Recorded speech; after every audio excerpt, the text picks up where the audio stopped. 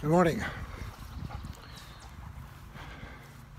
For my walk in the woods today, I'd like to leave a message to the citizens of Madison because I think that there's a crisis going on, and I've got an idea. I would be down there, but my wife's medical condition prevents me from going mask to mask with some of you and trying to explain my position here.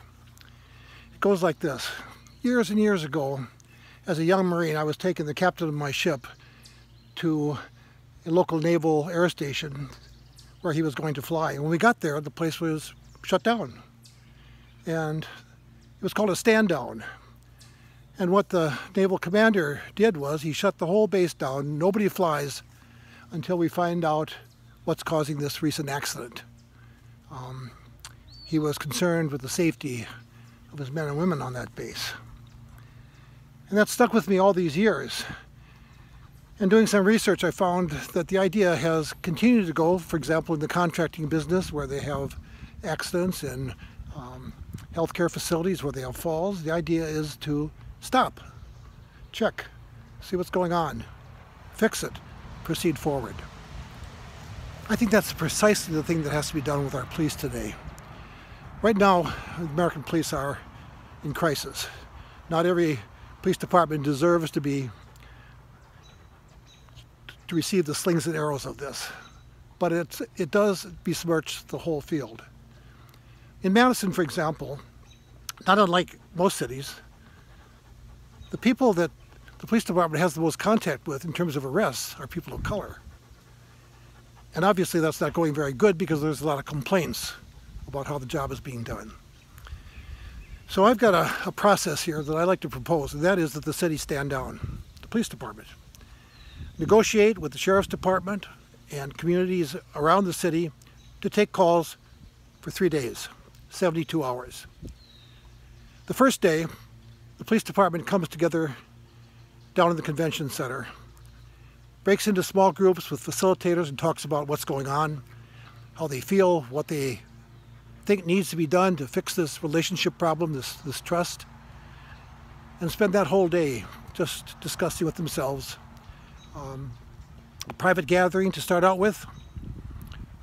No press there for the first day. The second day, the press is invited. Community leaders come and tell the police department about the kind of police department they imagine, that they expect. And it might be a time of reimagining. The police say nothing, absolutely nothing all day. They listen, they take notes. On the third day, the first part of the day, again, no press, no press. Police come together and talk about what they've heard and what they've discussed about themselves and how they can fix this problem, how they can rebuild trust in the community. Now, they would propose a plan at that time, have a number of action steps. And then they would invite the community and the press in, and they would lay out their plan and try to get the community some feedback and endorsement of what they're trying to do based on what they've heard. It would be a plan forward. It would have measurable performance steps. And there would be some way in which there would be an assessment about how well the department is doing that. And there's many platforms from that out there, all the way from sending out paper surveys to all kinds of cloud-based ways, and things like SurveyMonkey or Open Policing could see how the police department is doing with immediate real-time feedback. Now, if we don't want to do that, there's a good chance that you won't. But in my experience, this is what needs to be done. Because really, the question that's being asked today in all of our cities across the country from people of color is, when are you going to stop killing us? And I've yet to hear a proposal where a police department is going to reduce its uses of force, especially deadly force. Why not have it start here in Madison? Why not once again lead forward and say what a great police department can do? You have the resources in this organization. You have smart, educated men and women. Let's listen to them. Let's have them listen to the community, and let's go forward. Absent this, I'm sorry to tell you, just muddle along. After he did in '68,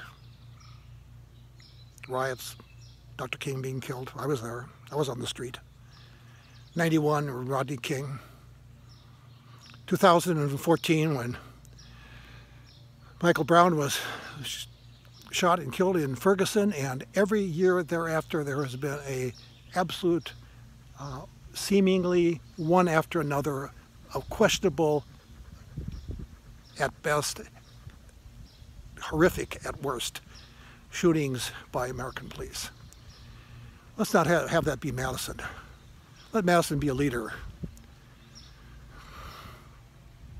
If you don't, we're just going to muddle on for too many more years. God bless you, and I pray that you think deeply about this.